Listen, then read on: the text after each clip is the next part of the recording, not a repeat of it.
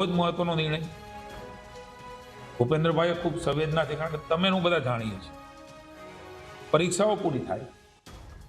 એટલે વિદ્યાર્થીઓ અને એમના વાલીઓ અલગ અલગ જગ્યાઓ ઉપર, કારણ કે આવકનો દાખલો લેવાનો, એમને કંઈ શિષ્યવૃત્તિ, એમને કંઈ એડમિશનો, કોઈ જાતિનું પ્રમાણપત્ર લેવાનું, આવા લગભગ 18 થી 20 જેટલા અલગ અલગ પ્રકારના પ્રમાણપત્રો અલગ અલગ એમના એડમિશનો દરમિયાન એ લેવાના હોય છે. અને આપણે જાણીએ છીએ કે ખૂબ મોટી લાઈનો, હજારોની લાઈનોમાં વાલીઓને એક તો એડમિશનનું ટ્રેસ હોય છે, સાથે સાથે આવકનો દાખલો, એની સમય મર્યાદા હોય છે ફોર્મ ભરવાની, કારણ કે બધું જ એ સમયબદ્ધ ચાલે તો જ એ પ્રકારનું આગળનું એનું વિદ્યાર્થીઓનું ભવિષ્ય પણ, અને અલગ જગ્યાએ અન્ય જગ્યાએ પણ આ પ્રકારના દાખલાઓની જરૂરિયાત હોય છે. કે હોસ્પિટલમાં પણ આ પ્રકારના દાખલાઓ, આયુષ્યમાન ભારત કાર્ડ છે, અન્ય જે રાજ્ય સરકાર સવલત સામાન્ય માણસને પ્રાઇવેટ હોસ્પિટલ ને સરકારી હોસ્પિટલમાં જે પ્રકારે રાજ્યમાં ફાયદો મળે એમાં એને અડચણ ન પડે એમના માટે મહત્વાકાંક્ષી નિર્ણય. લગભગ